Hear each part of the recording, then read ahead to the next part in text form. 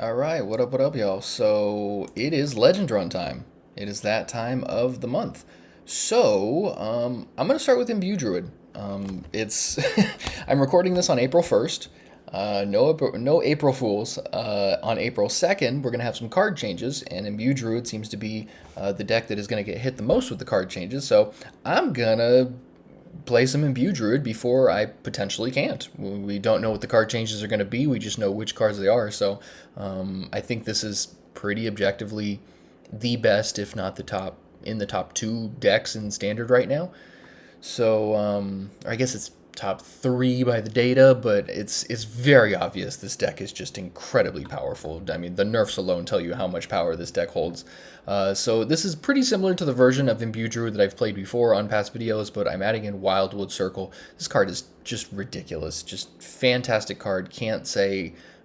literally can't say enough good things about it. The only card in this deck list that I'm a little questionable on is Shaladrassil. I think there are some versions that play Wickerfang. There are some versions that play, a variety of different things. I'm also a little torn. I kind of want to play Photosynthesis because I think that's a phenomenal card. Photosynthesis is the one that gives you 6 health and 3 random Druid spells for 3 mana. Just essentially a 3 for 1. But I do like this list. It is pretty tight. The Felwood Treant is probably what I would end up cutting if I did add in the Photosynthesis.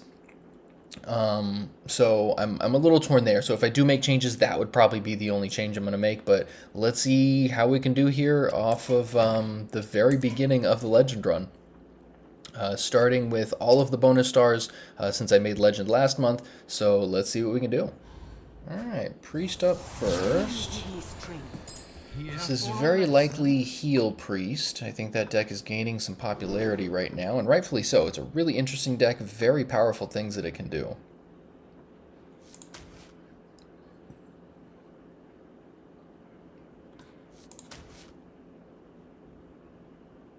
I think Hybridization is just such an amazing card. I like to keep it in the early turns, assuming it's not the only card I'm keeping. Oof. Okay, that's a really rough hand. And this is another reason why I'm questionable on Shaladrassil, because opening hand, it just sits there forever. Does essentially nothing. Let's see if we can make some lemonade.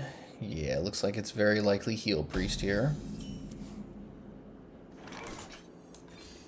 Alright, give me something good.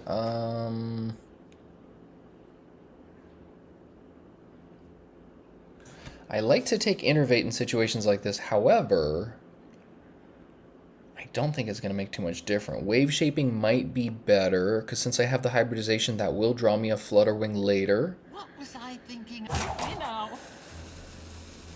I could also just Hybridization on turn 3 if I can get a Nature Spell on turn 2. If I take this Innervate here, but I think Waveshaping is the way to go here. It's not ideal, but we're going to see what we can do.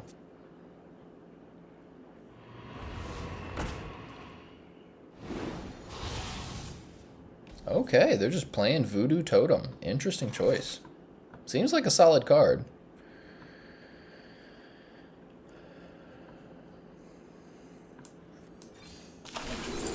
Alright, we've got another Innervate, and now we know we have a Nature Spell this turn, so Hybridization next turn could be the play, actually. I don't hate that. It's going to draw us this Dreambound Disciple. Puts a Horn of Plenty on the bottom of my deck. I really like Horn of Plenty. Very powerful card. But turn 3 Hybridization leads to some shenanigans. Yeah, let's see what we can do here. And we don't have to be in too much of a hurry because they essentially just want to sit around and kill things, and they don't have too much aggressive potential until like turn 27, so... Alright, so turn 3, we're just gonna Hybridization.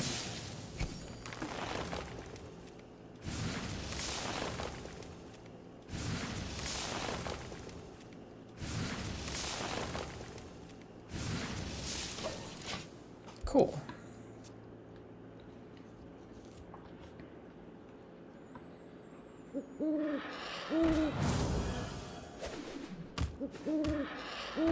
Oh, wow. Alright, they're really going for it.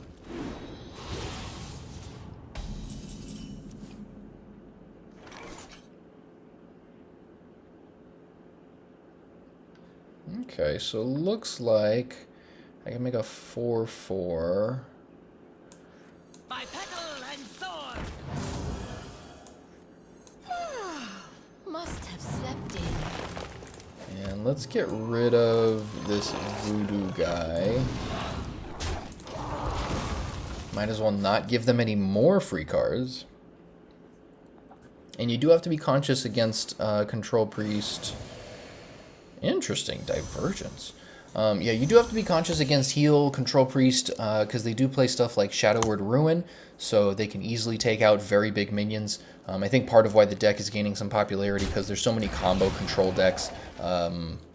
Egg Warlock, Animancer Warlock, Egg, pretty much Egg everything, Warrior, Priest, etc. As well as just, you know, some big minions that you can make with something like Imbue Druid. So Shadowward Ruin, very good card for this metagame. And I think some kind of Control Priest is going to be a big player in the metagame as things continue.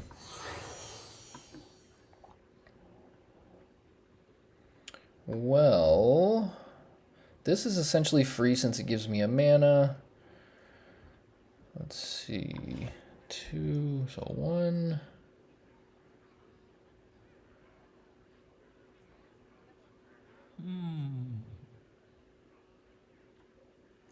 Trying to figure out the best way to go about this here. I'm thinking supposed to be 1. Yeah, I think we're gonna do this. Alright, so 4 mana. We're gonna go Hero Power and then Wildwood Circle, giving our minions the Death Rattle, because this will make it incredibly difficult for them to deal with my board. Sure, they can clear it out, then I'm going to get more guys, and then by the time they deal with those guys, then I'll have already played more guys. So hopefully this gives me a little bit of an edge here. Okay. All are nourished when the cycle renews. Wow, 4 mana Ysera. That's fascinating. Yeah, Divergence is a crazy card.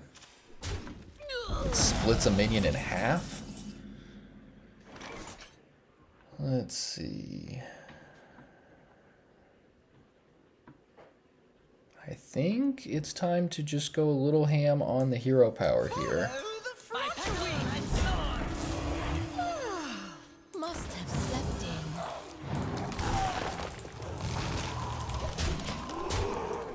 in. And we got to put good pressure on them because the longer the game goes, the more potential they have to combo off in some way. Usually the best way to do this is with the guy that gives your healing powers +2, so you can play 2 of those, so then something like Flash Heal becomes 9 health for 1 mana. Well then, okay then. Well then, if Flash Heal can restore 9 health, if you have something like Ruby Sanctum, then that can turn into 9 damage for 1 mana.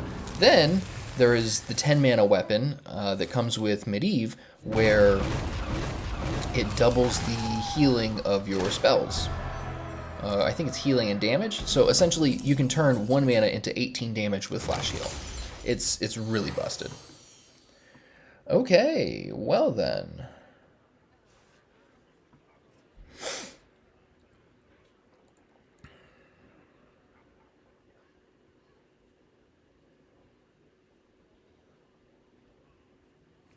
Well, I could go for Shaladrassil. I don't know that that's the best play here, though. I'm thinking I drop some guys on the board.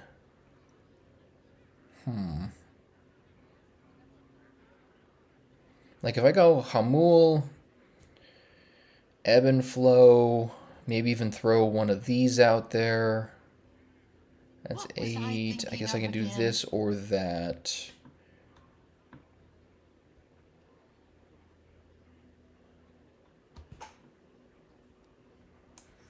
You know.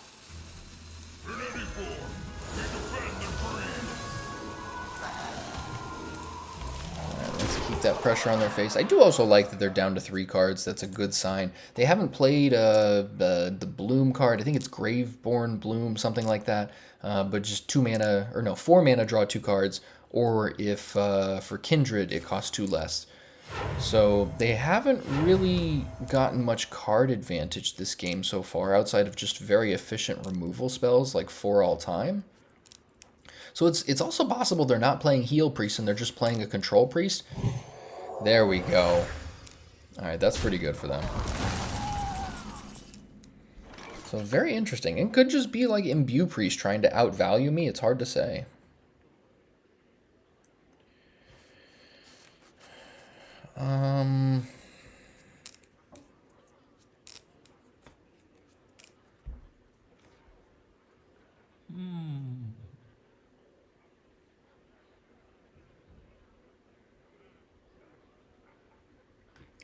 So Shaladrassil will give me bounce a guy, +5/+5, 5 damage to something. I think there's 1 or 2 minions. I want to say 2 minions. Yes. So maybe this is the play. I've got 14, 19, 21 attack on board. Yeah, we're going to do this. So we've got the 2 mana guy, the 4 mana guy. Yeah, let's drop this.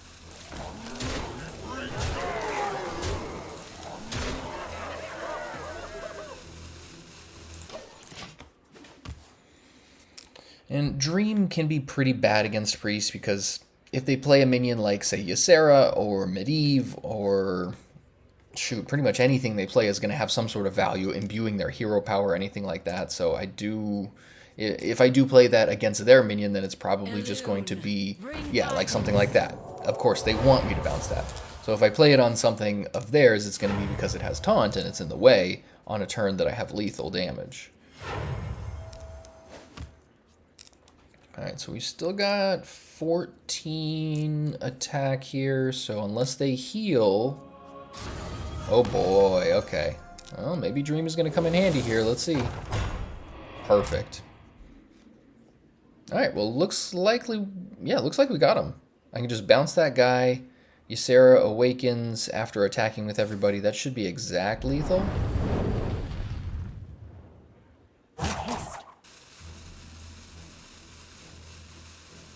Oh, okay. Well, then we'll have to Nightmare also. Alright, so let's get rid of this. And we've also got, what, Living Roots and Ebb and Flow in our hand, so I guess we've got plenty of stuff to throw damage at them with.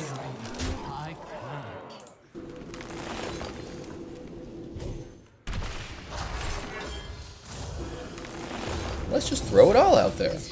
There we go. Alright, so 1-0. Good way to start.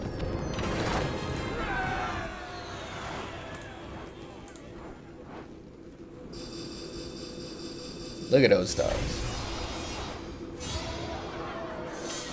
Alright, let's get another. Hazelbark versus Illidan. Who next shall taste my blades? Okay, so very likely this is Spell Demon Hunter, which I don't think is a super amazing deck.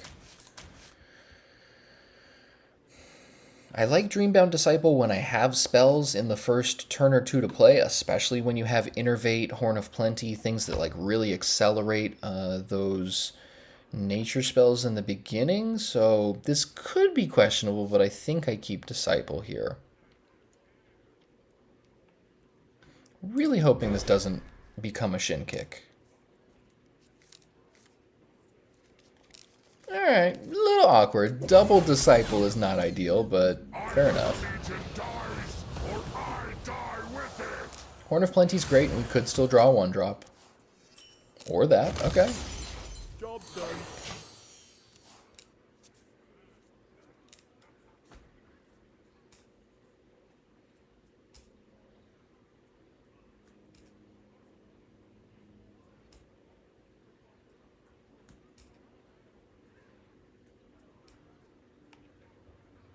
What do we got, buddy? What do we got? That's a cool rock cigar. Alright, Sigil of the Seas, very good card.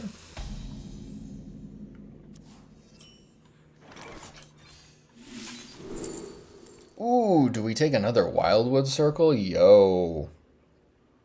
And that's dirty too, because it's going to cost 1 on each side. Photosynthesis is pretty good here, but I think, yeah, it's kind of hard to argue with this. Because this becomes 1 mana for 2 2/2s. Wow. Yeah, that's busted. I genuinely think this card should cost 4 to begin with.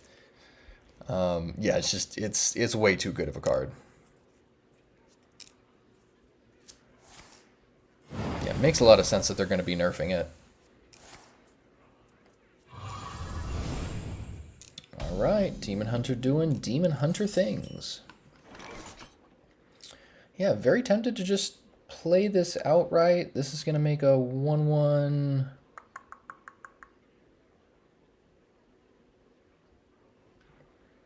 Let's see what Waveshaping does first.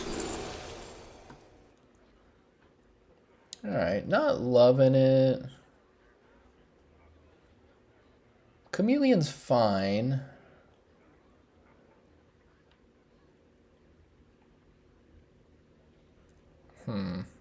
I guess another nature spell is actually better, because this is going to make this 2, that'll be 3 for this turn. Yeah, we'll just take the Symbiosis. I think that's fine. And then we're going to make 2 guys, and I think we're just going to give them the Death Rattle. Since I've got another Wildwood Circle, I'm not super concerned about it, because I essentially get 4 2/2s for 2 mana if I go about it this way. Obviously, there are ways I can optimize this more, but I think having quick value is also something to consider here. Okay, well, Infestation trades with that. That's fair. And it cost them 4 mana, so what do you know about that?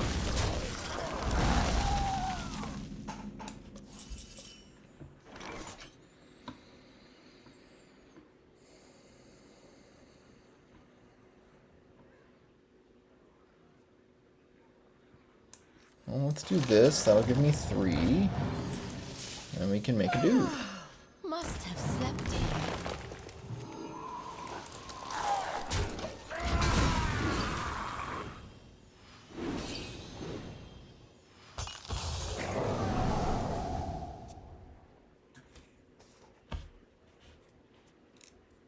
Yeah, I would really like for Demon Hunter to get a fair shake at this metagame. I feel like Spell Demon Hunter is fine, but I don't think that's ever going to be one of those decks that's like on the top of the metagame, you know, unless new cards come out or there's some sort of a bigger shift in the metagame. But it's a bummer to me because I really like Demon Hunter. I think a lot of the cards that are out there right now are really cool, but they just don't compare to a lot of the synergy in Standard right now.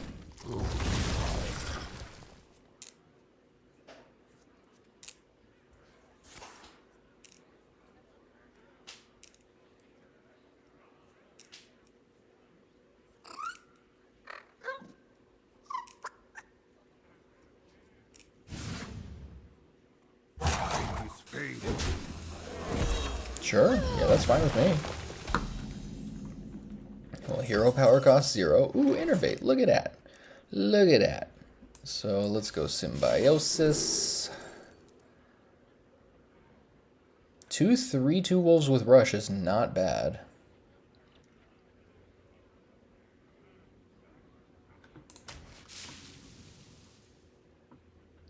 And 1 more makes 4 4s. I do like having Sleep Paralysis available as just hard removal of destroy an enemy minion. Morbid Swarm, I guess, could be okay with the Wildwood Circle here.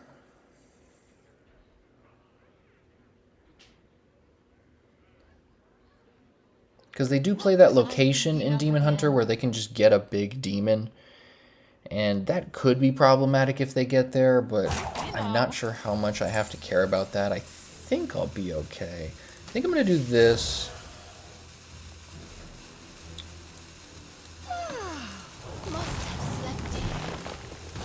We're going to go like this, and let's throw these 1/1s out there. No, you know what? We'll wait till next turn to do that.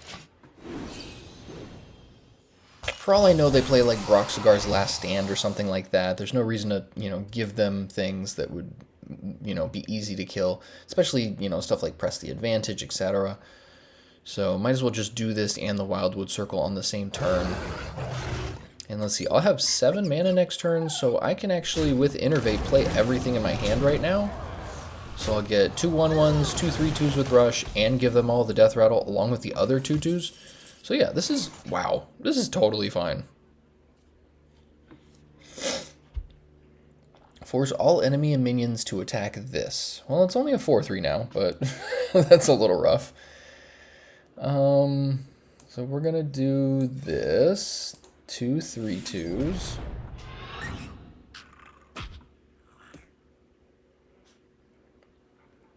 And then we get one other spell along with our hero power. So we want to do the nature spell. Yeah, you know what? We're going to keep the Living Roots in hand since it can deal 2 damage to anything, face included. This does essentially the same thing. 4 damage to a minion is definitely better, though. I think it is more likely that I hit a minion than their face. So, yeah, it's fine. So, 2 1/1s. We're going to do this. And then this. And then, why don't we hit this?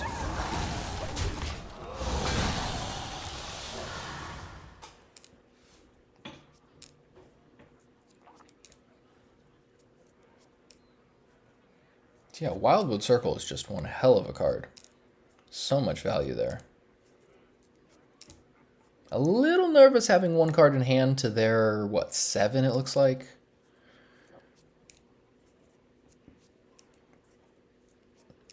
But this is, let's see, 10, 15 attack on board. So there's a 2-turn clock if they do nothing.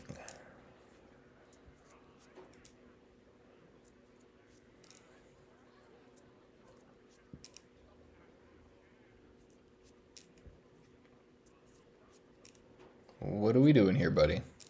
There we go.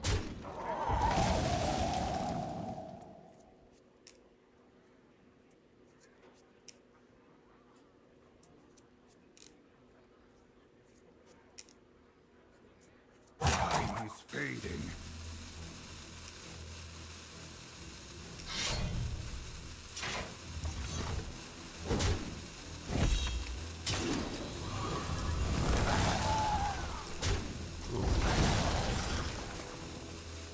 Ooh, alright, Slumber's pretty good there, that's fair. And that gets 1 guy to attack, sure. Alright, yeah, pretty good turn. Wow. Alright, so I'm playing the 3rd Wildwood Circle of this game, right? Is that, oh my god.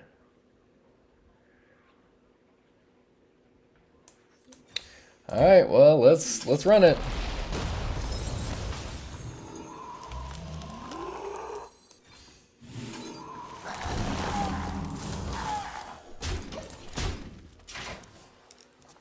Yeah, that's outrageous. That's just actually outrageous.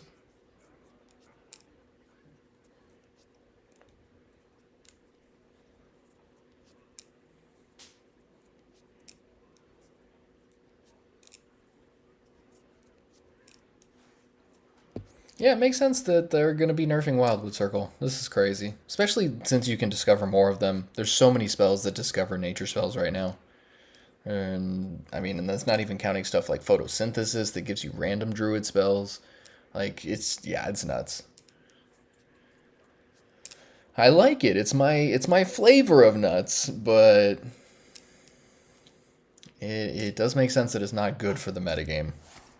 It would be cool to see a very nice, like, healthy, balanced metagame. A metagame that, like, eats its vegetables and goes for a walk every night. Like, you know, a metagame that really cares about itself. Really healthy. Time is fading.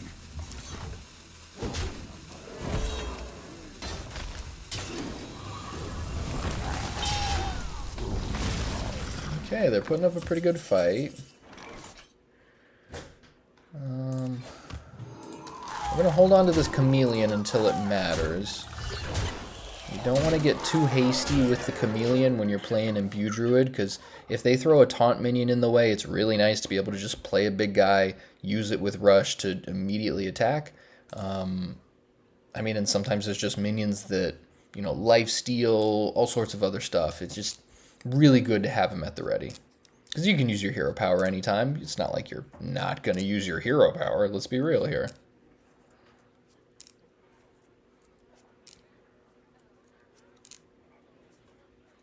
It'll be very interesting to see if Imbue Druid is anywhere near as good after these nerfs come.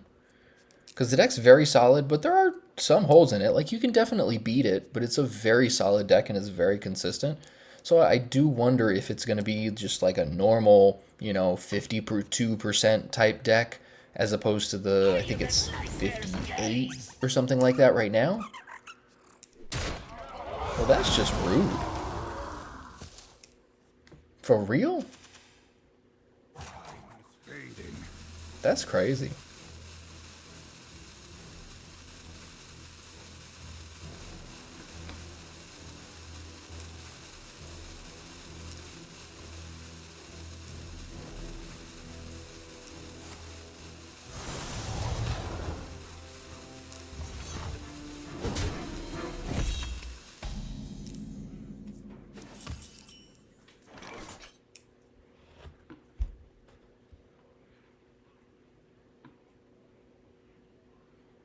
I don't think they have a way to heal this guy, but on the off chance, I'm thinking I'm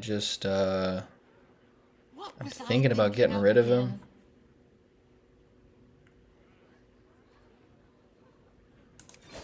No, you know what, I can't actually do that with this because then I don't have space, so you know what? Let's just go more face. It's fine.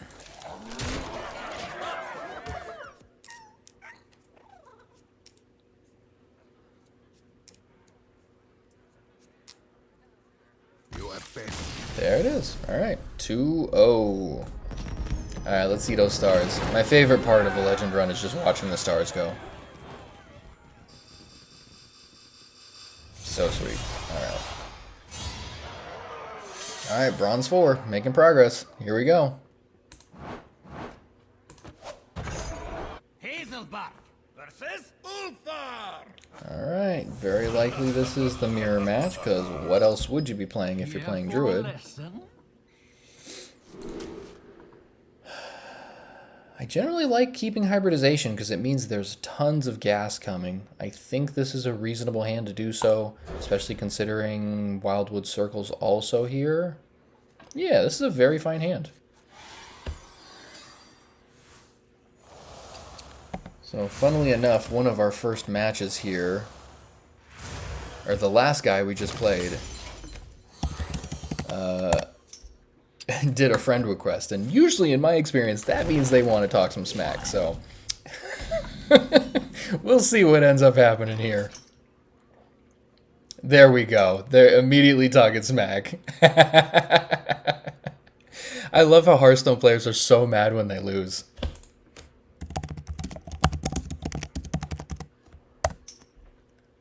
Alright, so let's get rid of this weirdo. Alright. Boom, boom, boom. And of course, they're going to call me a monkey because they think they can actually hurt my feelings. It's amazing. This game is just insane. Just craziness. Oh, that's great. That's great.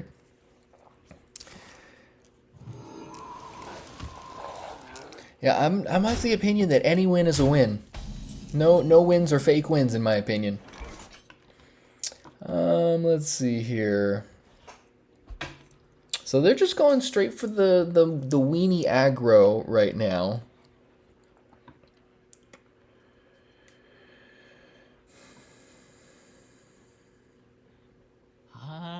Yes.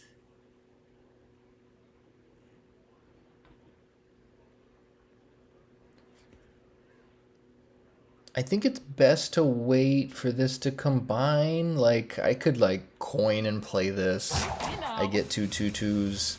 It's not bad. Yeah, actually, that doesn't seem horrible. You know, let's give it a run. It's fine. Make 2/2/2s. It gets this to 2.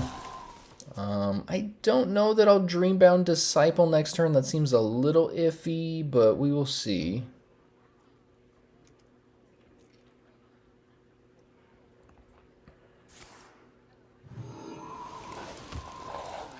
Interesting. They're just going hero power this whole time. That's crazy.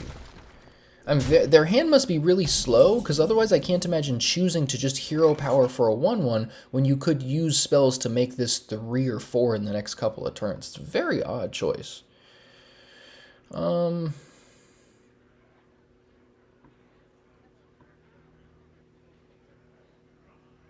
can do this and Ebb and Flow. That seems okay, but I don't love it. I think Ebb and Flow will probably take out a minion in the next couple of turns just to try and retain some tempo here. I think we're definitely doing this, and then I think maybe the hero power is the way to go.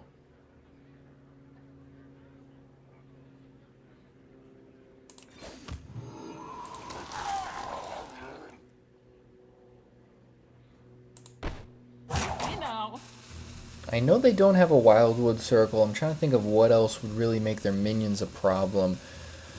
They could be playing Forest's Gift or something like that, so I guess we'll play it safe here. Just try to maintain control of this board. Sure.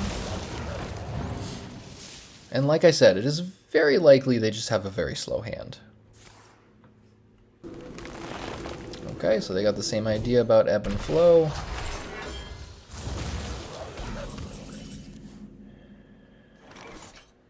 And because there was no nature spell last turn, Hybridization does not have Kindred. So maybe Ebb and Flow should have been the call just so that it triggered the Kindred. But I think, yeah, you know what? Let's do this. 1, 2, 3, 4. Let's do this.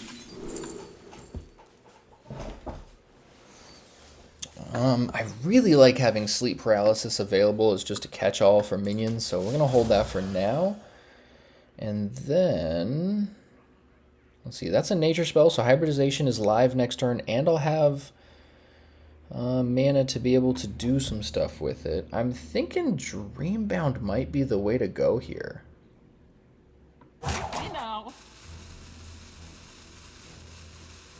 Because that gives me a way to activate my hero power next turn and use, if I need to, use the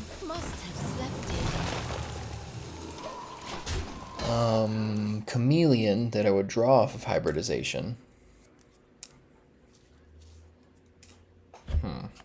Let's see.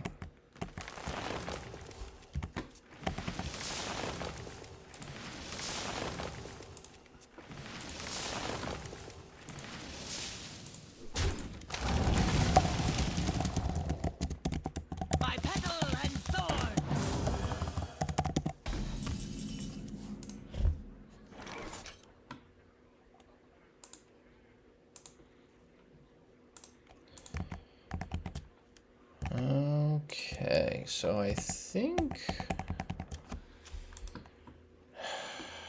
yeah, this is interesting. So seems like they are really slow right now.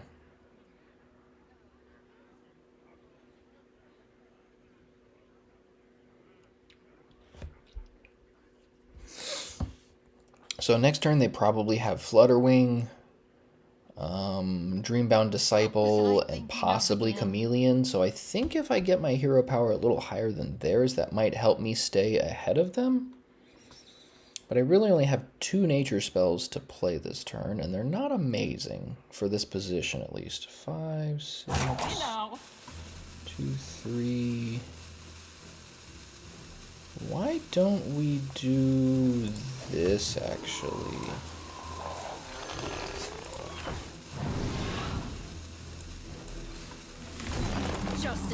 So now I think I've got to step up on them in terms of board presence and a little bit of resiliency, and then I'll follow that up with my own hybridization, which will then allow me to play Disciple into Chameleon should I need to. This seems like a decent position to be in here. Yeah, I got a lot of gas in this hand, but they've got a lot of cards over there. What do they got? 8, 7 cards? Flutterwing. They're going to use their hero power. They're going to Chameleon. Very basic line of play for Imbue Druid. Makes sense. Unless they decide they want a Chameleon on the Flutterwing to make that attack something.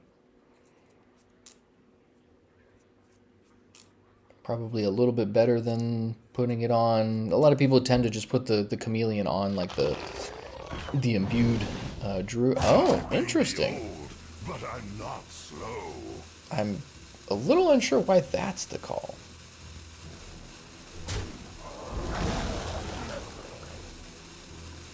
Very fascinating. Oh, double Chameleon. Oh boy. Alright, well there's a Flutterwing. I think we do this. We go Disciple, we go Chameleon, yeah.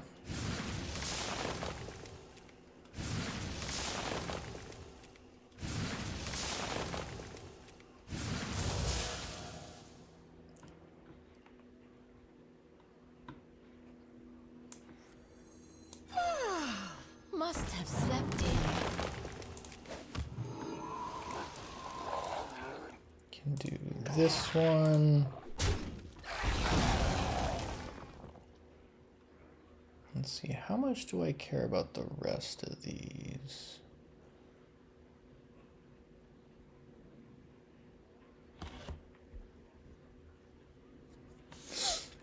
I don't care too much, but I think what we're gonna do here... Ah, yes. Yeah, we're gonna trade with that 5/3 and my Dreambound Disciple. So we'll get rid of that. Just We'll a do dream. that. And I think we do this and this.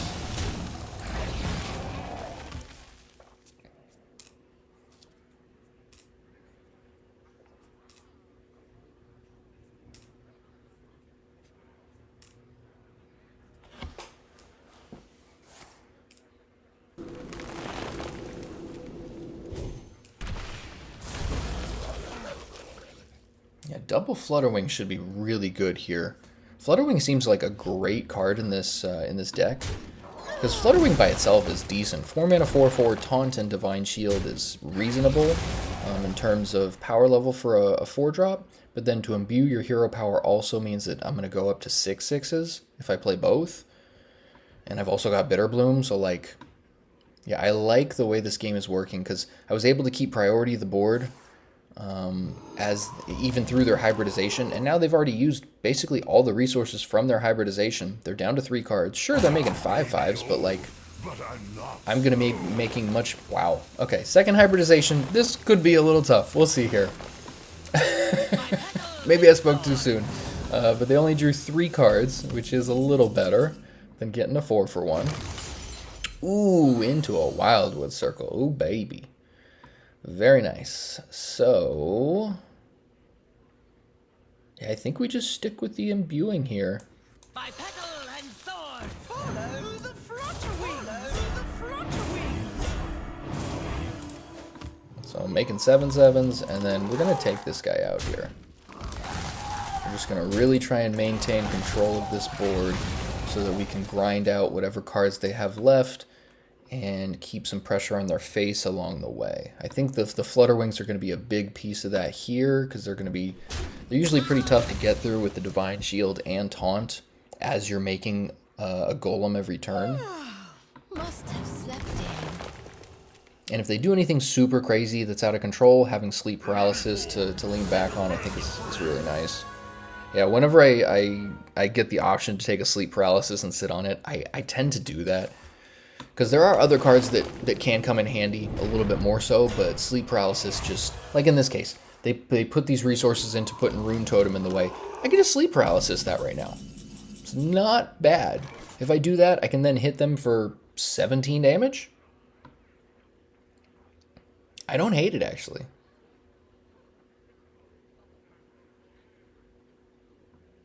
I'm actually very tempted to do that. I think I'm going to do that.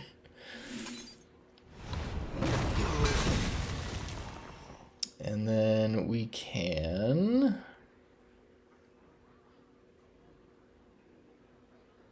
So this is 17 here, putting them to 10. I think... Yeah, we're going to do this. And then Wildwood Circle to give all my guys the Death Rattle. So now it's just going to be even tougher to get through this board. Yeah, this seems like the play.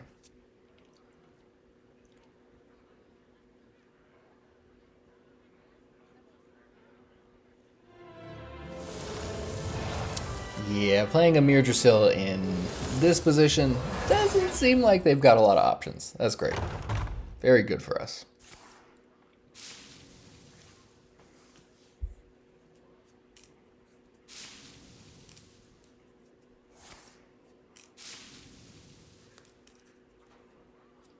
So I know some people think, oh, whoever gets two, bigger imbued golems first is going to be the winner in the mirror match, or whoever gets the hybridization first is going to win. But you know what? They got the hybridization first. They got bigger minions before I did. Theirs were 5/5s and mine were 4/4s.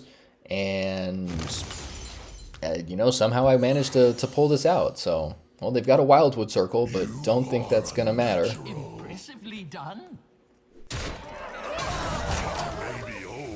But I'm not slow. But yeah, the way that you sequence your cards, the way that you maintain control of the board, and keep as much tempo as possible is really what matters the most here. As evidenced by this game, yeah. Nice Mark of the Wild, bruh.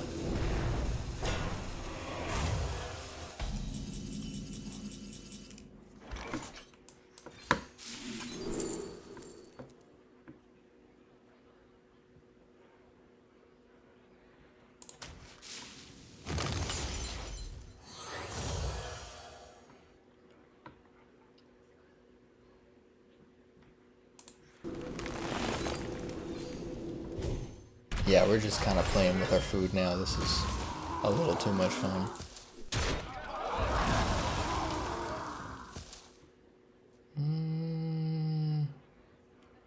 Two, three, four. Yeah, that's fine. It's fine.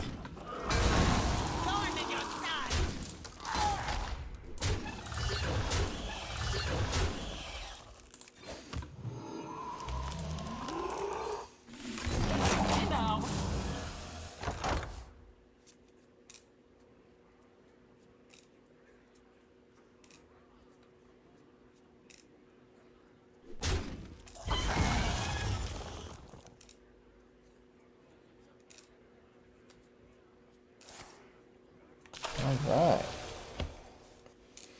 These games are taking a little longer than I expected, too. Sometimes the games are real quick with Imbue Druid, but... Ooh, there's a Malorne. Alright, is this going to save him? I don't think it can, honestly. They could get, like... the 130 guy... Witness the heart of this land. Yeah, like that's going to delay the inevitable, but sure, it is powerful.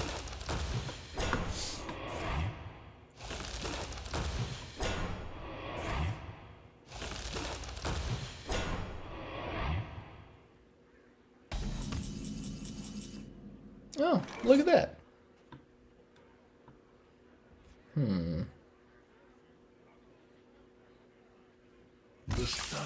Okay, there we go. I was like, okay, so I can figure out a way through this, but what's the best route here?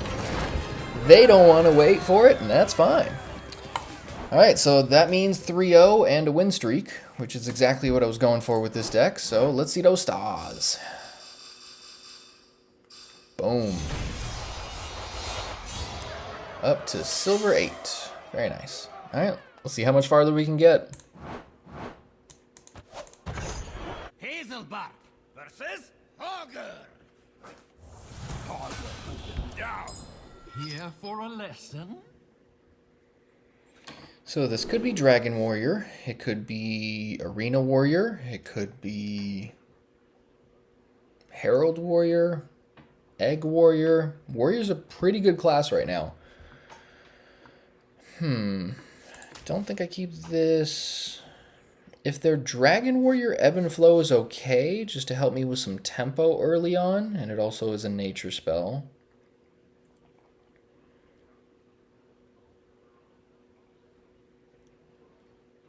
If it's not Dragon Warrior, this is very bad.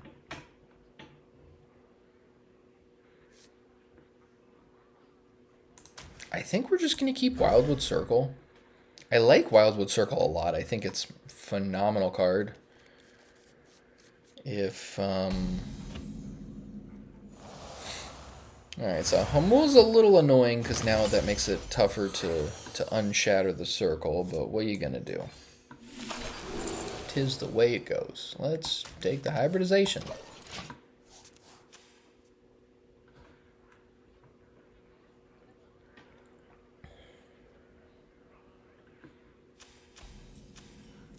Alright, nothing from them yet. Could mean quite a few things.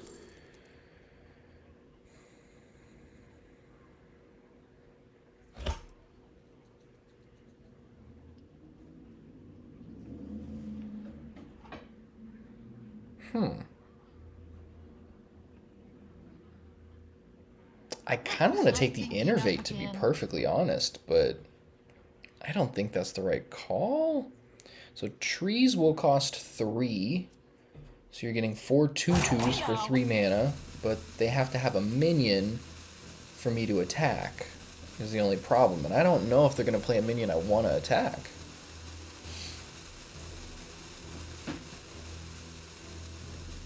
Yeah, my gut is telling me Innervate, but my logic is telling me to take something else that's better value. But so I'm going to trust my gut in this case. This is one of those age-old things. I've talked about it many times, where your gut and your gut and your reason are kind of tough to align sometimes. The best plays are the ones that does align, but sometimes you got to know when to trust your gut and when it is just being a mouthy little unnecessary help.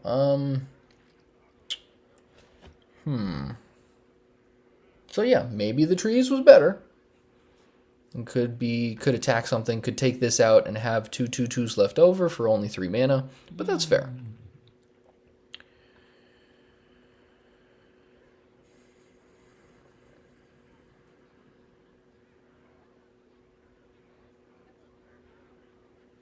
Yeah, I think I'm chilling here, honestly. I can make a 2/2. If I really wanted, I could make a 2/2 and then use this. Make it a 3/4. I can trade here. It's not great.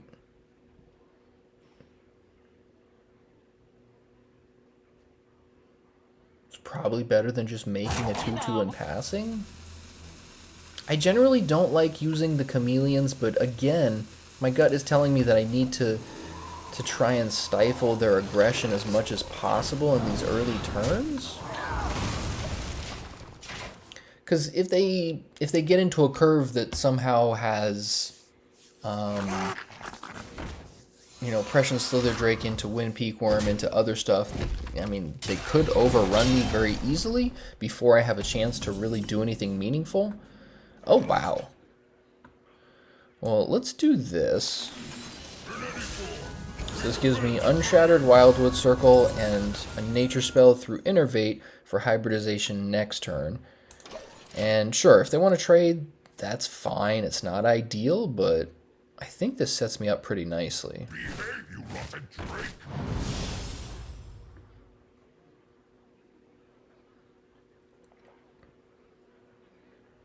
Feed my children. Ooh, boy. What pretty petals. They got some bangers over there. Okay.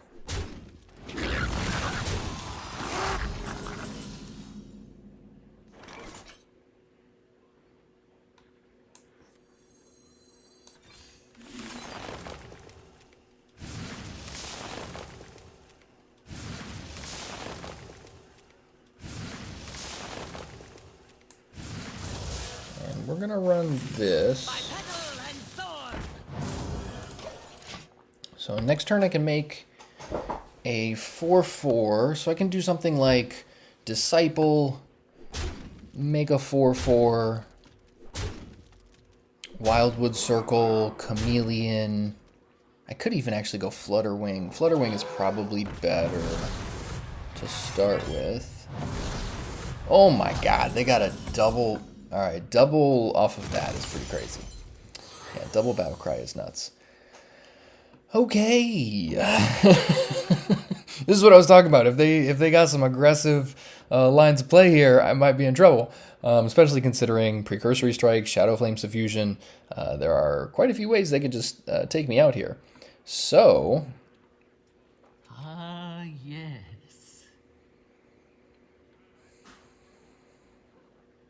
I think I got a Flutterwing. As much as I would like to Wildwood Circle, I don't think I can justify that play. So I'm going to go there. This will leave me with 2 more mana. So I can still Dreambound. Must have slept in. And we got to get rid of this guy. And we're going to get rid of the 6/6. And we're going to cross our fingers. I think we're probably still dead, though.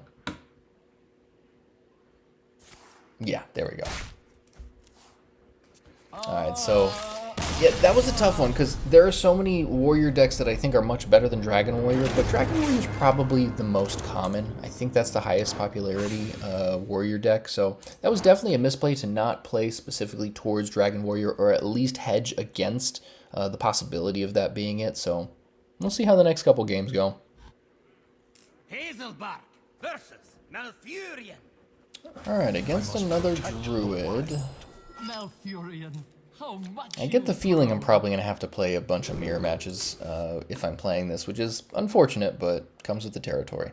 I do have the coin and Innervate, so I think this is fine. Disciple is, I mean, I like Disciple, but I would definitely prefer like a Horn of Plenty or something like that.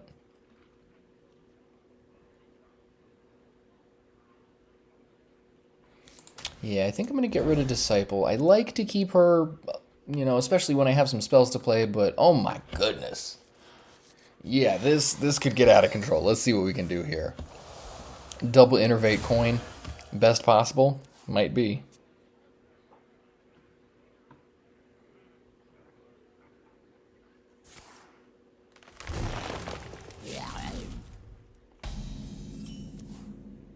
Oh, wow. Okay, sure.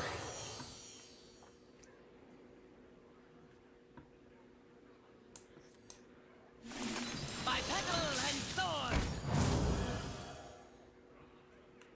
Now, funny thing is, I could actually go Innervate coin and make a 3/3 on turn 1. Hey now. I don't think I should, but it would be really cool nonetheless. Is it worth it? You know, just so that I can say I did it, I'm pretty sure this is not the right play, but just so I can say I made 5 power on turn 1 with Imbue Druid the day before it was nerfed. That's pretty awesome. Kinda hard not to.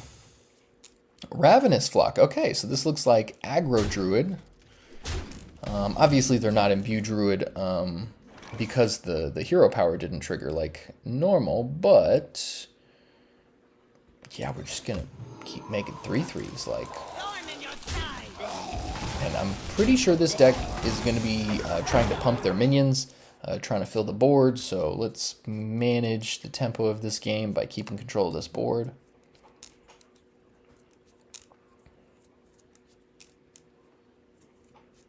It's going to be crazy playing Hybridization, Unshattering, Wildwood Circle. There's a lot of play to this game. Forest Gift on the Platasaur. Okay. Sure thing. Let's see what we can get off of Waveshaping. Living Roots isn't bad. This is going to go to 4/4, I believe, now.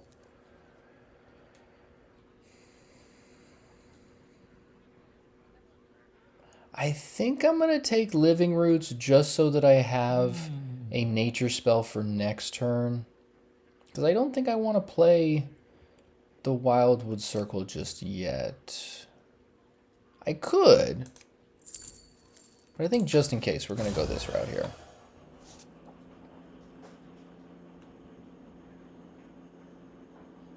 Do I want to go for the Platasaur? I get the feeling they're trying to protect this Platasaur because this card is valuable to them. And I'm making another 4/4 anyway, so do I really care? I think this is okay. This could be bait. For all I know... Oh, it was Wicker Fang. Okay, yeah, they were... That's crazy. Yeah, they were just desperately trying to protect it. That's fair. But I think in the case like that, that just puts a bigger target on Platasaur's back, at least in my opinion. Like, I think a lot of times people play Platasaur when they shouldn't be. You know, and then... Oh, wow. Alright, double long neck. I don't think they can justify attacking my minion if they have double long neck here.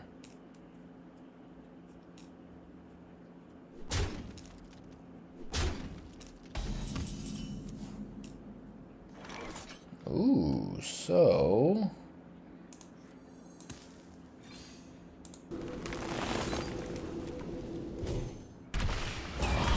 Nature Spell will trigger Kindred for Hybridization next turn. Must have slept in. And we're going to make sure they have no aggressive elements on board. So if you want those 0/2s to do something, you gotta pump them. Show me another Forest Gift or a Mark of the Wild or something.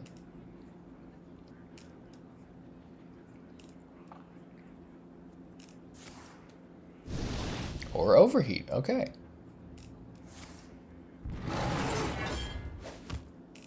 Wow, are they really going to throw them both there?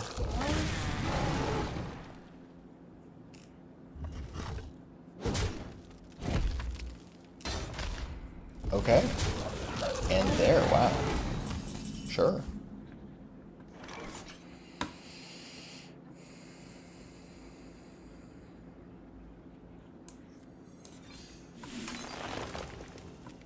So this is where it's going to get a little rude. Check this out.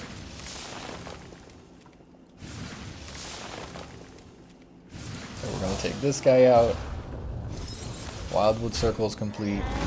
By doing this, means I can use my hero power, which makes a 5/5, and then boom. Yeah, that's just dirty. That's dirty.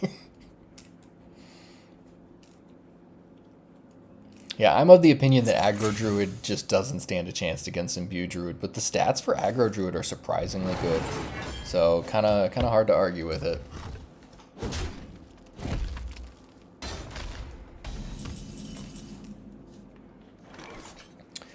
Okay, so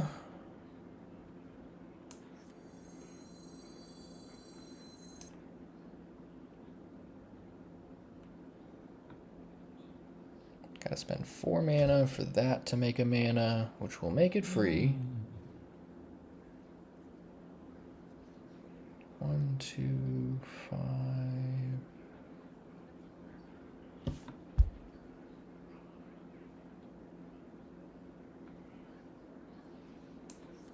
Yeah, honestly, I don't think it matters too much how I play this game, or this game from here.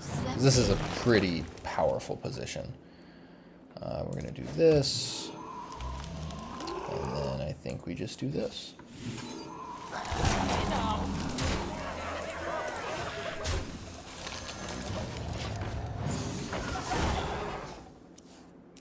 I can see. There we go. Alright, 4-1 after 5 games. Sadly lost that first win streak, but that's the way it goes sometimes. Dragon Warrior is known to crush some dreams every now and then. But cool thing about the star bonus is, as long as you're not, especially in these early stages, I don't think you lose stars until you get I don't know, somewhere a little bit higher. But as long as you're at least 50-50, you're always going to be making progress forward because of the bonus star. So it makes it really easy not to make progress in this. But let's see what else we can do. Hazelbark versus Magni. I won't be left behind. Okay, we got a warrior.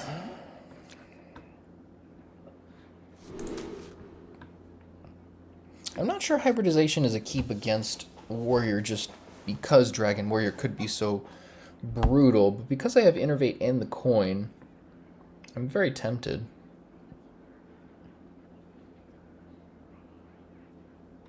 Now I think if we can get a Horn of Plenty, Wildwood Circle's decent. Yeah, if we can draw some other spells here, that would be really solid.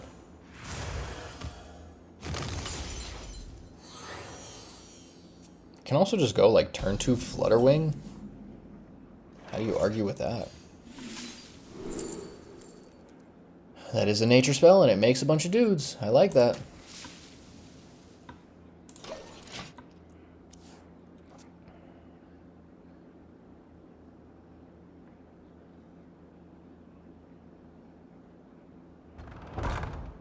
Okay, so this is Arena Warrior. That is the dead giveaway with Clutch.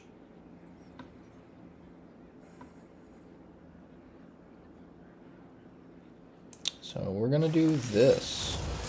Follow the Flutterwings. So Wildwood Circle connected, and now we're making 3/3s here. So I can just do this next turn. Seems pretty solid. Because I'm trying to think here. They play... Sure, they play a lot of stuff like a Turn of Toil, Torch, Slam. I don't think they play Shellnado or Decimation. It's a lot more targeted removal. Yeah, I think we just Wildwood Circle here.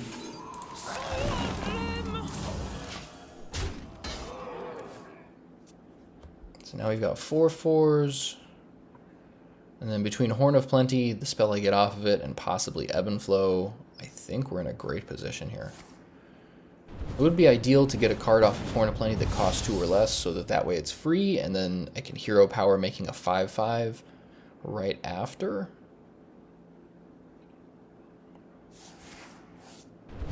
Okay, they do have a torch. That is annoying, but fair.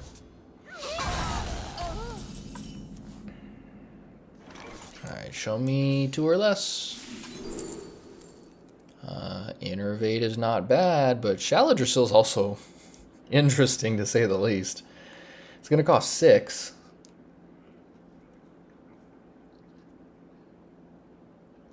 Man, I'm very tempted by the Shaladrassil. I think the Innervate is in line with the plan I want to go with now of just making a 5/5 this turn.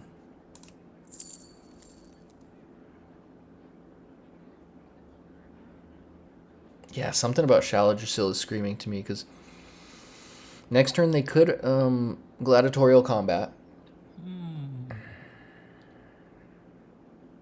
Which means potentially Dracorex, Yusandre, or Tortola. You know.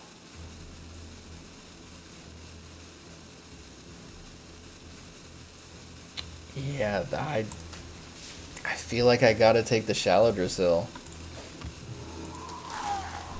Because that gives me the ability to bounce something back to their hand. So if they get like Dracorex, sure they get 1 attack in, but then I bounce it back and I get a couple of turns to play with. Not ideal, but you know, it's something. Alright, so no combat this turn, that's good.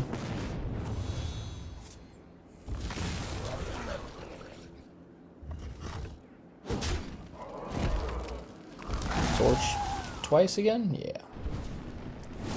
Yeah, Torch is a really good card. So much value there.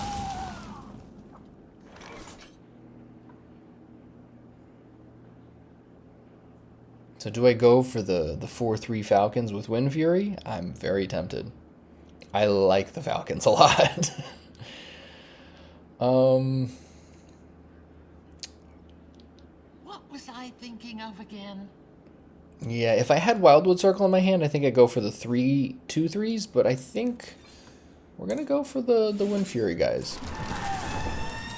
That also makes it like a must-answer type of threat, so hopefully that means they're forced to do something about it now.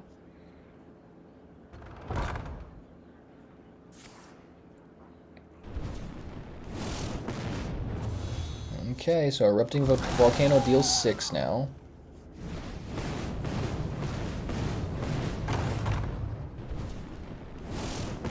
Oh my god, am I gonna get to... Okay, alright, they got rid of one of them, sure. It's like, am I gonna get to attack for 16 here? That's crazy.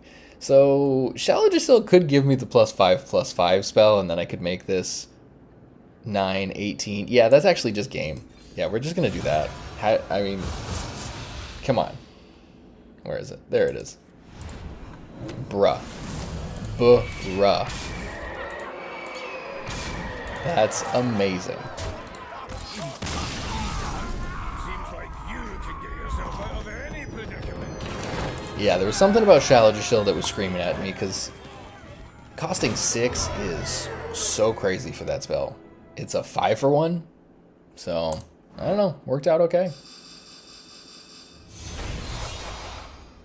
Alright, up to 5-1. Let's get it. Hazelbark versus Tyrande.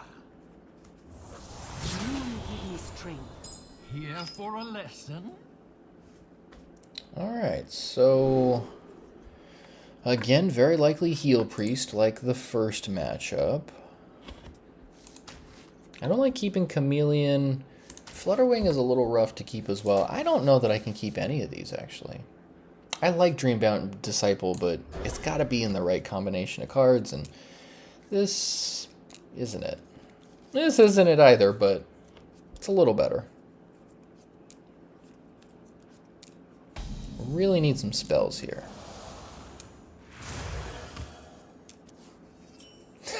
That's not the spell I wanted. That's like the one spell I did not want. Okay, alright, yeah, ask and you shall receive. Sure, sure. Gotta be a little more specific when you ask, I guess. So maybe this is what it was like when we played against that Imbue Druid player and they were just making 1/1s on turn 2, 3, and 4 or whatever it was. Maybe they just had a hand like this. Sure. Okay, that's helpful. By petal and sword. I was like, please don't make me feel like I gotta play Dreambound Disciple to make a free 1/1. That would be bad. Oh, wow. Alright, Double Priestess is interesting.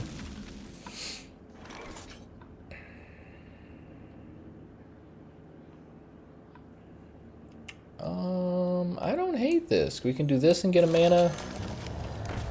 And then Innervate brings this. Okay. God, yeah, this is the first nature spell on turn 4. It's just so sad. This is the slowest hand I think I've ever had with this deck. But we'll catch up. So now making 3/3s. I could go Amirdrassil and try and get some gas coming. Kind of hard to say here. Yeah, this is definitely, you know, Heal Priest, so you got to be conscious of Medivh's Triumph that deals 4 damage to all minions. There's a lot of heal effects, so I just got to put some pressure on their face as soon as I can, but what is that, Mend? Yeah. Mend is very good in this deck. It's basically kill any minion if you have Ruby Sanctum and draw a card for 1 mana. Just bonkers.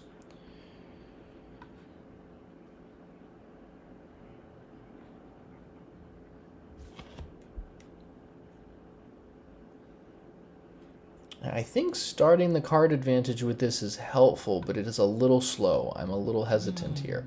Otherwise, the play could be like Bitterbloom into Disciple, making a 4/4, but I don't love that too much. Maybe it's better to be proactive than it is just drawing cards, but if I do this, I'm down to 2 cards, and then next turn I probably do this and draw a card, which I don't...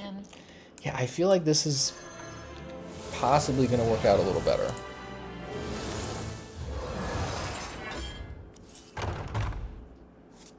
And you know what? Yeah, that works out. Malorne is an interesting draw. That spices things up quite a bit. Grave Dawn Sunbloom. Get that card advantage.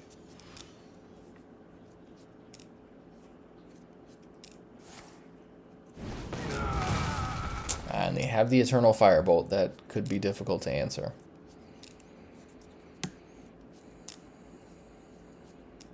Yeah, just have to hope they don't get Cleansing Cleric, which is the guy that gives them 2 more, like a bump of 2 to all their healing effects.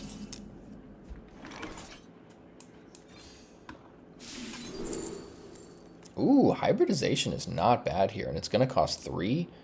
It's kind of hard not to take that. That's incredible.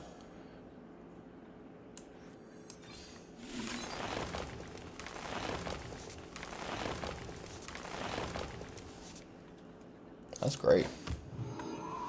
And obviously we don't get the cost reduction, but I think it's okay. Because, you know, 4 for 1 regardless is just insane. I can play all these cards basically the next turn anyway. I think we wait until turn 9 for Malorne so that I can play the Wild God for 1. I like to wait until Shaladrassil is necessary. Like you guys saw in that last game. You know, using it to pump the Wind Fury guy was pretty clutch. Or using it to be able to bounce a problematic minion, pretty helpful. But I don't like to show them that I have it until it's absolutely necessary.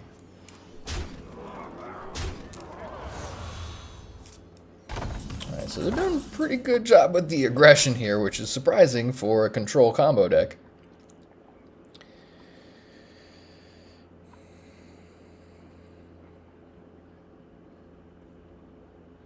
I think, let's see, 8 cards. This is going to draw us 2 cards and refresh 2 mana crystals. So I think we do this first. Let's get us 2 more mana crystals and 2 cards. Sweet.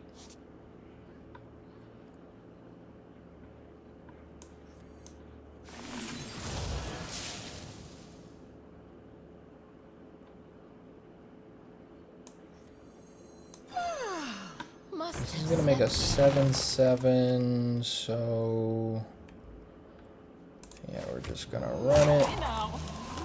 We're going to Chameleon.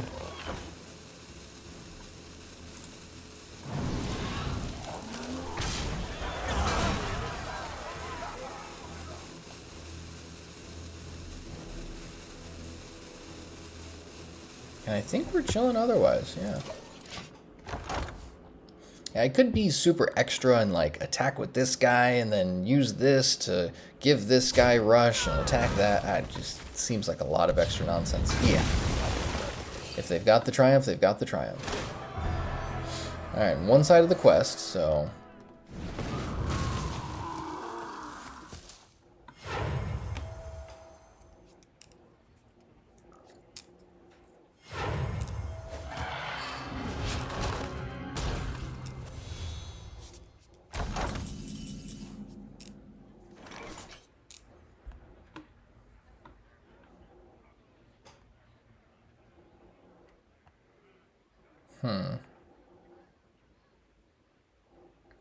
I don't think this is too scary over there. It's it's gonna give all their guys 6 health when they attack, but I don't think that's really something worth worrying about.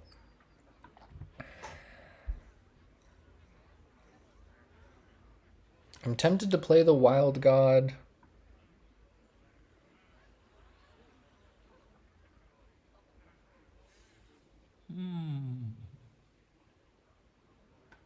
Yeah, I think we're gonna go for it. Perfect. I was just gonna say, can we please get the guy that plays the top 3 cards of my deck? That's pretty awesome.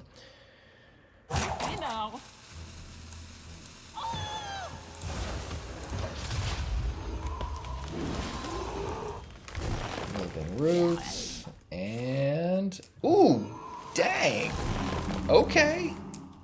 And hybridization. Well, we got no more no more minions to draw, but that's fair. Okay.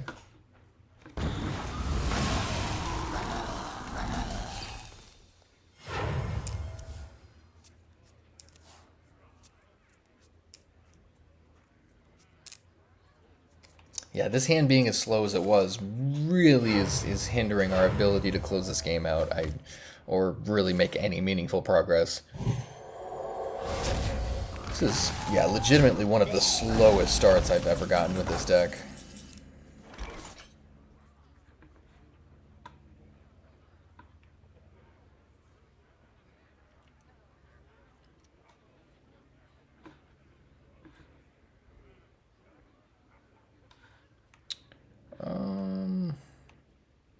What was I thinking of again?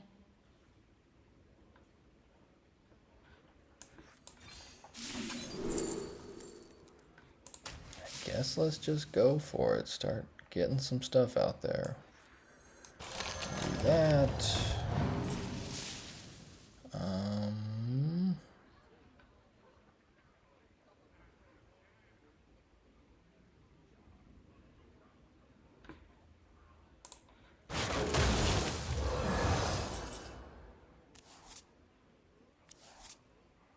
Oh, gain attack equal to its cost. Well, maybe we can deal 8 damage next turn, hopefully. Photosynthesis is great. Hold up, we have 9 cards in hand, should definitely not photosynthesis. Alright, let's just get the attacks over there. Alright, missed one, whatever. Yeah, I'm not sure if this game is gonna be winnable, but we will see. Ah, they're taking out the guy that... Fine. And that deals 7 to my face, that's fair. Alright, well played. Oof, yeah, Devouring Plague plus Cleansing Cleric is insane.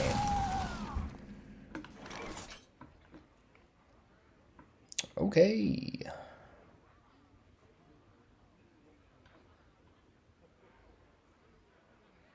I don't think this is going to draw anything.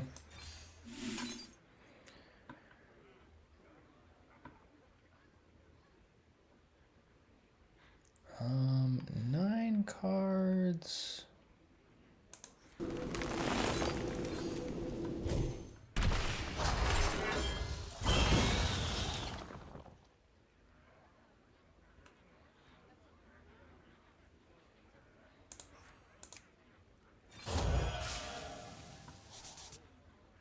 Another hybridization. Oh my god, that's like the 4th one I think this game.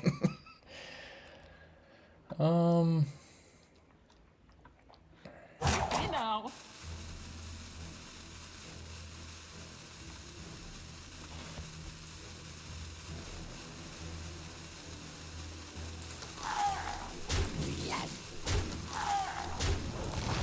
Yeah, we're just gonna burn a card. Prefer not to, but it is the way it goes. And plus there's 4 cards left in the deck. We've already used Malorne, Amirdrassil, Shaladrassil, all the hybridizations. It's not a lot of other things in the deck that I really care that much about, so if I burn a card, so be it.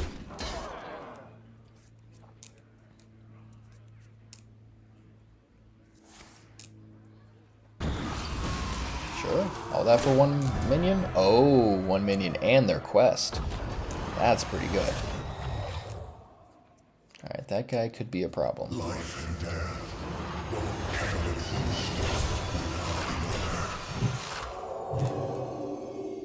I can't hold all these.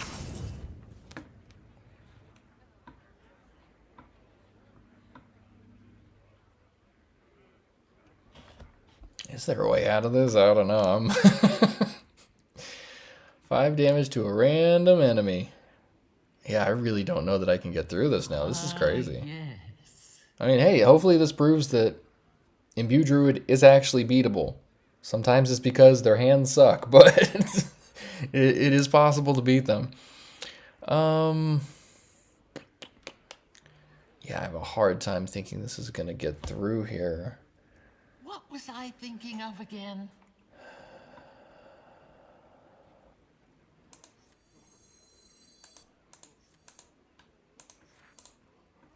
Yeah, let's just throw some stuff at their face. You know.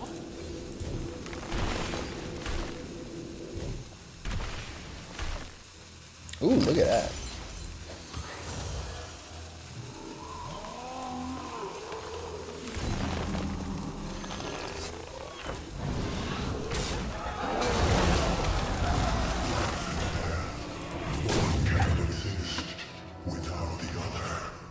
Darn. All right.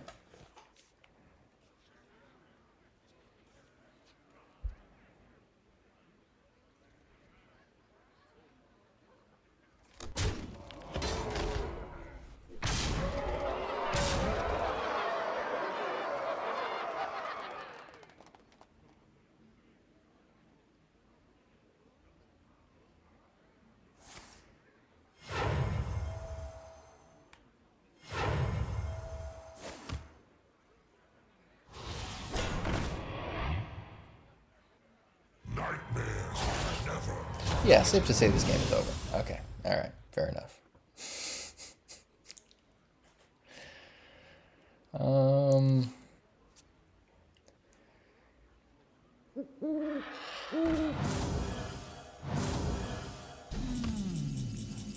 Where did my cards go?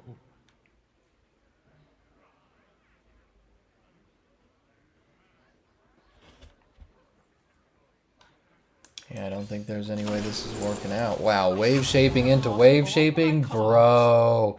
My last two cards were wave shapings. That's actually kind of funny. That's pretty amazing. So, yeah, about that. Impressively done. Thank you.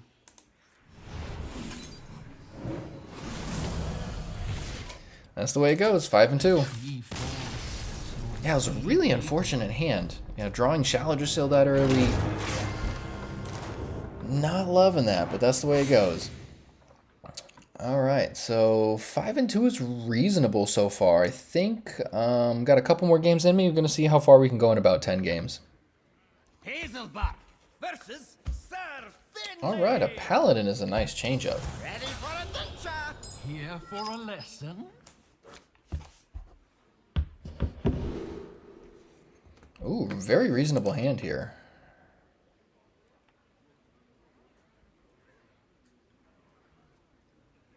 I kind of like this. Yeah, I'm a little mixed on Ebb and Flow. The more I play it, the less I like it.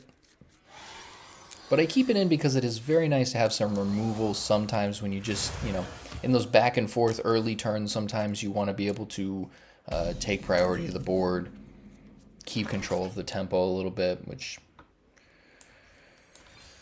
sometimes that can make a big difference, but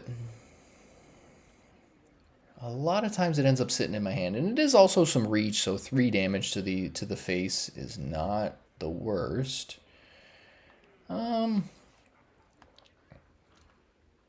It's between these two. Hey now.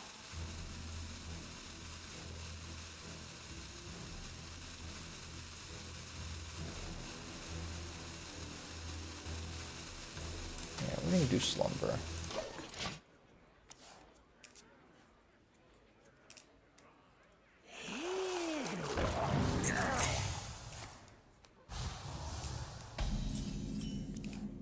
Ooh, we got an Innervate. Alright, so Horn of Plenty, amazing.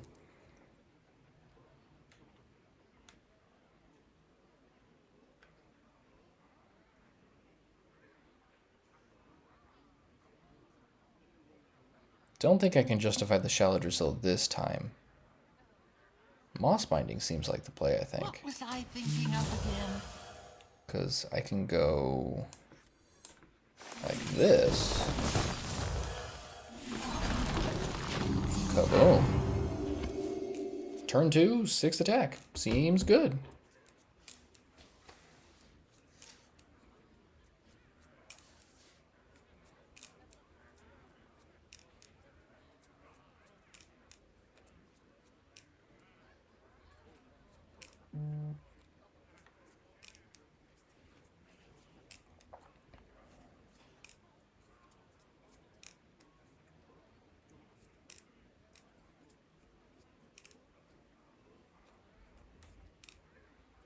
defensive action engaged. Double acceleration aura. Okay.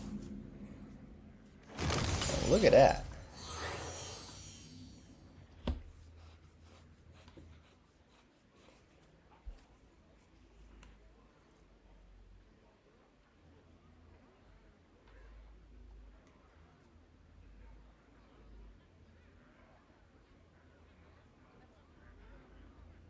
What was I thinking of again?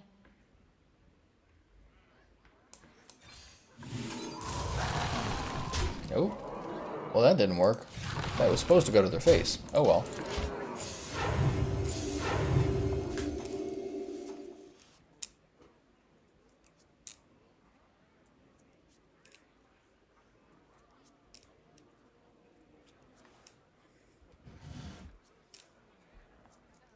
Who dares disturb the shadows?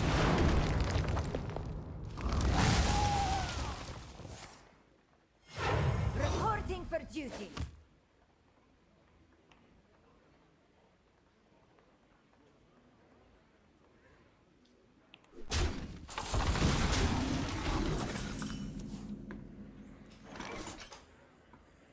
Okay, alright. Yeah, I thought about using this on that turn, but it didn't seem super worth it. I didn't think they were going to clear out with Manifested Time Waste, but that does make sense.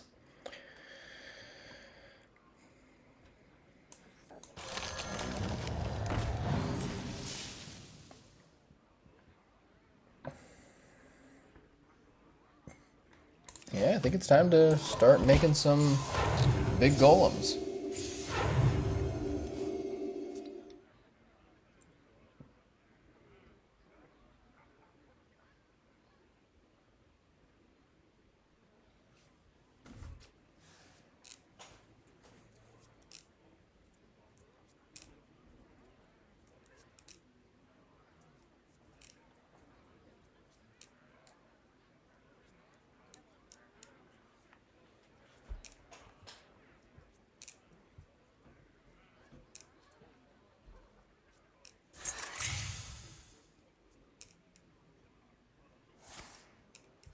Interesting. Okay.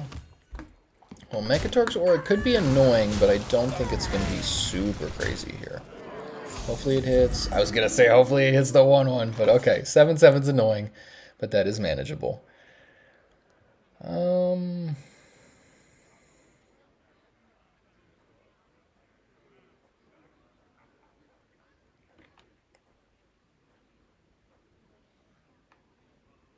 What was I thinking of again?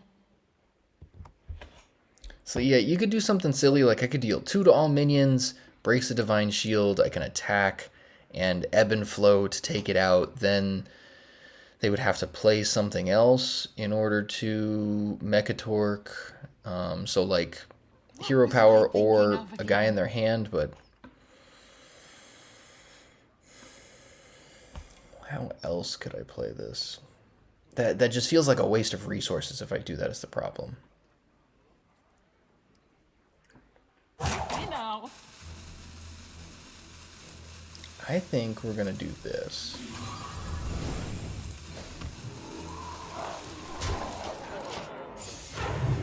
Now, part of why I was tempted to do that, I can't justify that decision, but part of why I would like to make sure their minions get cleared while they have a Mekatork's Aura is because they could play Nosdormu, and that guy will just pump their Divine Shield minions more and give them a buff if they already have it, so that can get out of control.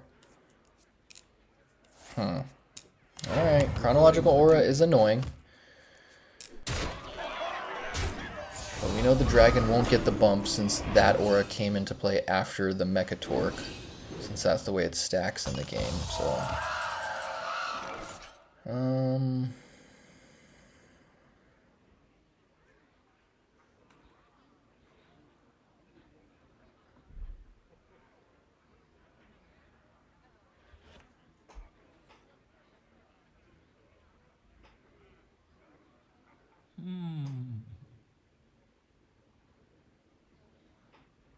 Yeah, this is actually not a great position here.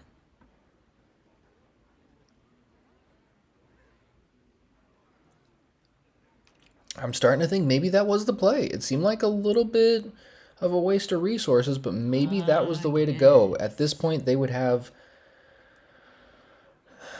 a 5/5 and a 3/5. I would have a 4/4.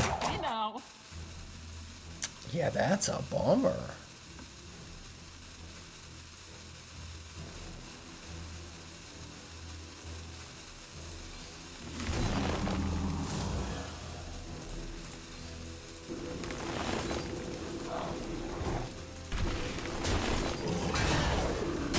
Yeah, this is, yeah, and then if they've got flight maneuvers, wow, alright. That's crazy. So the Manifested Timeways was a big pivot in this game. Yeah, from that point on, I think this game turned, it shifted the momentum, and they took advantage of it with the Mechatork aura. That was well played, yeah.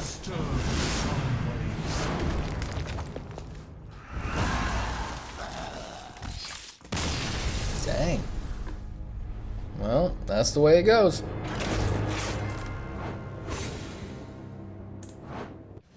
All right, let's go. Hazelbark! Malfurion! Of course it's a druid. Feel the power of the wild world. Malfurion, how much you've grown. So having the coin is pretty good here. I'm just going to snap keep all this. I think these are the ideal hands in my opinion. The only thing that would make this better is an Innervate, which we could draw. Yeah.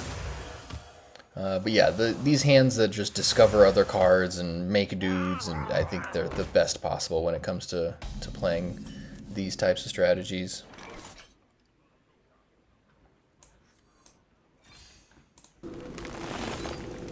Goodbye, Mr. Cub. And it's very easy to get hasty and go, oh, I'm going to coin and do this, and then no. We're going to wait. If we have the coin, we can do it next turn. It's not going to make a difference. There is this, like, urge to do as many powerful things as possible, as quick as possible. I think that's probably the Magic the Gathering player in me, where I'm like, oh, turn one, I can just go off. And it's like, nah, calm down. Did they really just play their Chameleon? What? That seems like an incredible waste. This card can shift the momentum of the entire game if you play it at the right time. I'm very surprised by that. Okay, in that case...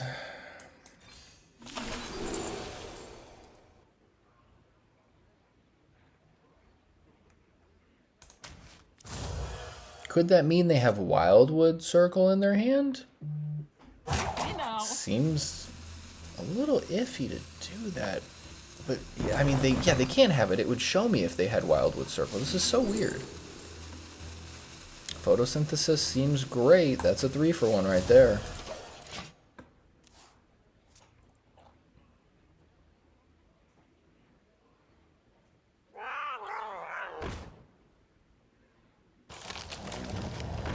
I guess they're just trying to be aggressive. That's so interesting. Makes no sense to me. Yeah, and their hero power is still making 1/1s.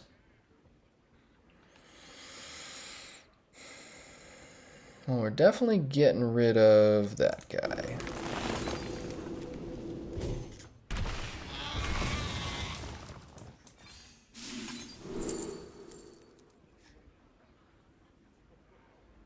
Death Rattle, 2 damage to all enemies? That's not bad.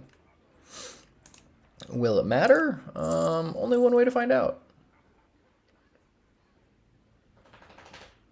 Yeah, you know, we're gonna try it. We're gonna try it.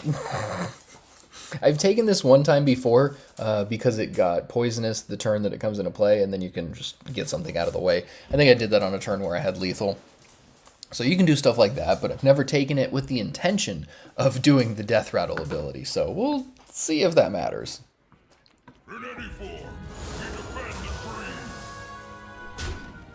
Yeah, I want to say they have a fairly bad draw, and they're just trying to maintain aggression throughout it, but I'm not a fan.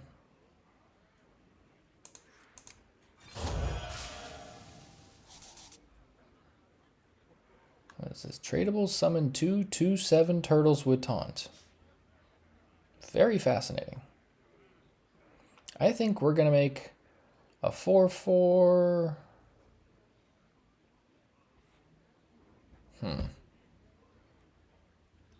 What was I thinking of again?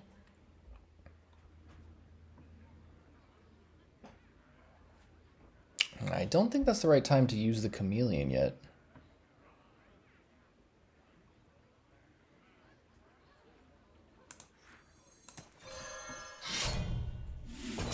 If I must. Yeah, because they've got so few cards, I feel kind of okay chilling here and taking my time. Normally I would try to make a better board presence and get some aggression going, but they don't have too much available right now. So if I can just set up the right timing and just plow through this board, I think I can take them out sooner than later. Yeah, like it's turn 6. Their hero power is making 2/2s. This is crazy.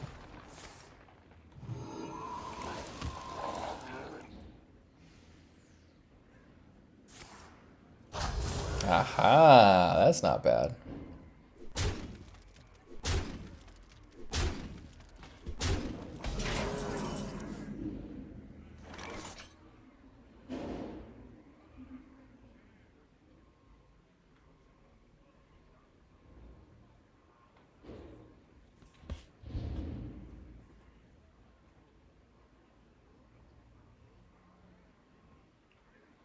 What If was I I played a thinking of again? minion, I gain 5 armor.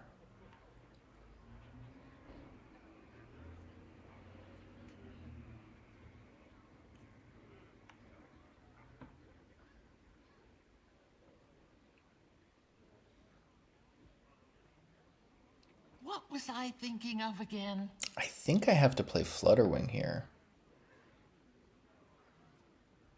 But it just doesn't seem great. If I must. Just gives me a little bit of protection, and sadly I think Chameleon... You know. Oh, because they... That was a misplay. I always forget, Chameleon, you have to use your hero power first. Darn it. Oh well. Everybody makes misplays, right?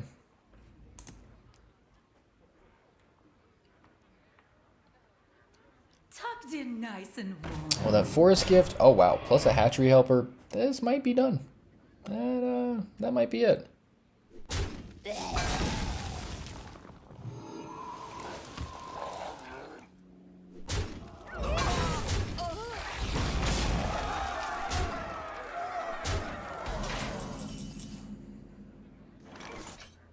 Alright, well, yeah. We've got 2/2/7 taunts. And we can deal 2 to all enemies, but we can't really attack anything reasonably.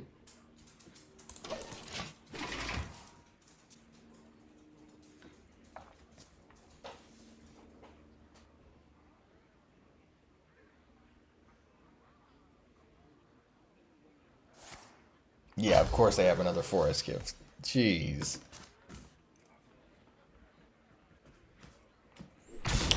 Wow. Well, Forest Gift, I'm surprised, is not one of the cards getting nerfed, because Forest Gift is one of the cards that seems to sway entire games by itself. Just super crazy.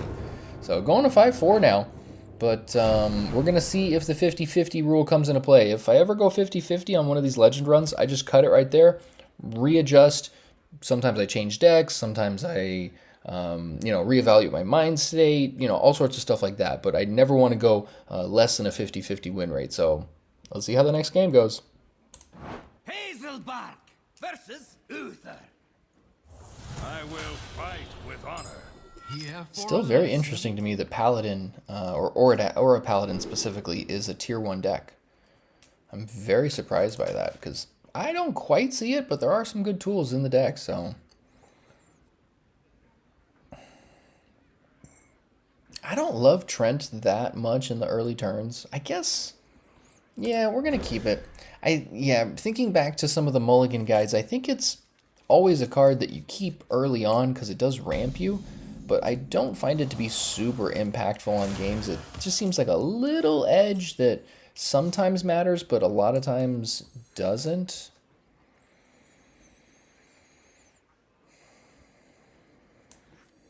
Yeah, we'll do this.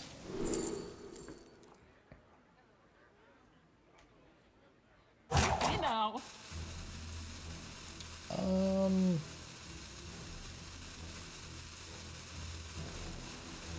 This could go so many directions. I think we're gonna do this. I like Morbid Swarm quite a bit, because making 2 1/1s is pretty powerful with Wildwood Circle and some of those other effects. Hybridization. Just a little hybridization. Kettle and sword.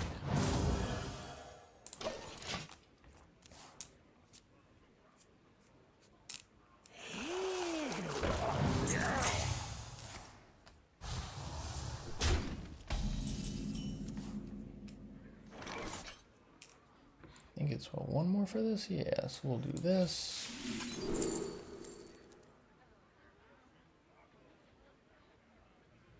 Yeah, we're going to take Sleep Paralysis as a nice little fallback option. This is making 3 3s. Let's do this. That'll give us 1 mana. And then this, we'll do this. Thorn in your side.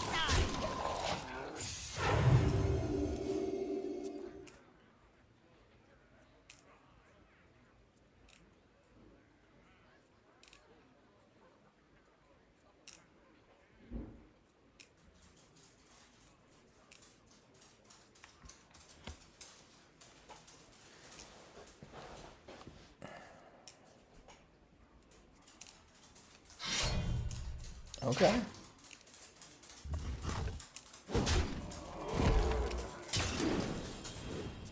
There's my dog click-clacking around everywhere.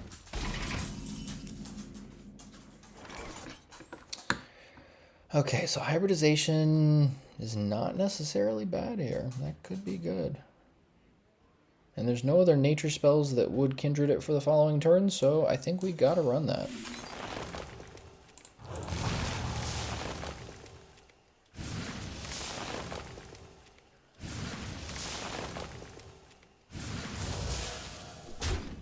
Thorn in your side. Alright, so setting up for a pretty solid next couple of turns.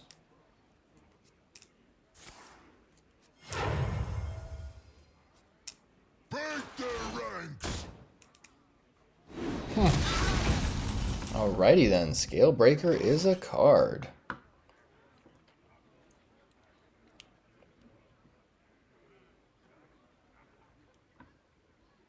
But I think I can get rid of that.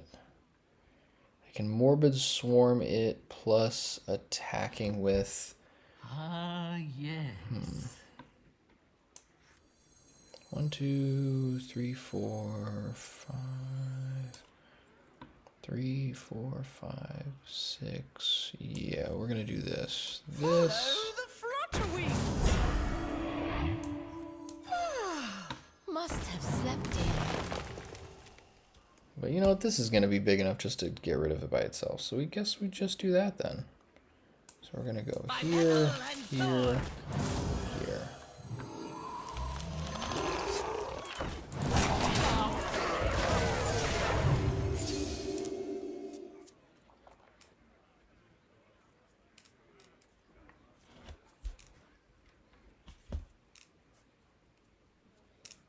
Yeah, pretty much every broken run that I've had with this deck has to do with hybridization on turn 4 or 5, and then playing a bunch of cards the next turn or 2, and you end up with a board like this that just keeps accumulating power as we keep using the imbued hero power.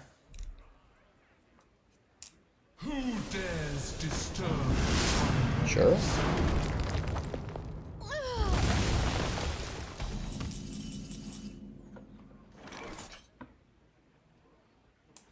Follow the Flutterwing. Swarm them.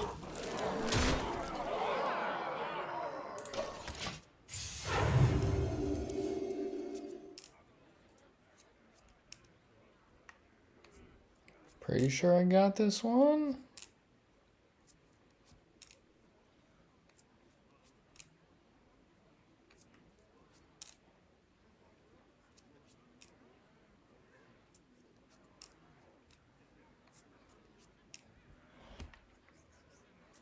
Yeah, I can't imagine what they would have, like...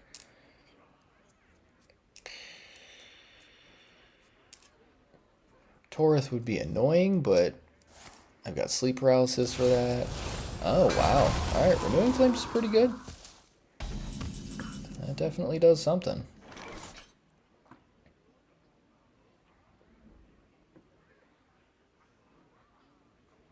And this is going to hit the lowest health, right? Oh, no, it's not with Ursol, so that was just a one-time. Yeah, we're set here.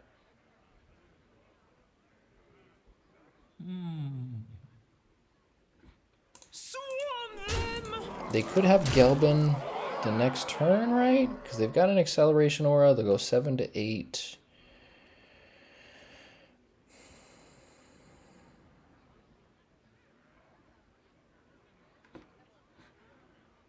Yeah, we're going to do this.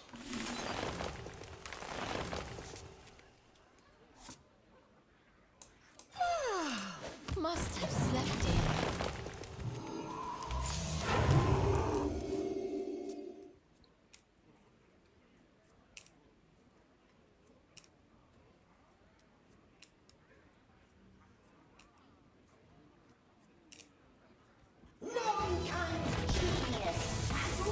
Well, as expected, there's Gelbin, so that'll give them a little life with Gnomish Aura. They've got... Yeah. Okay, so that means they have the Mechatork in their hand if they didn't get it on this?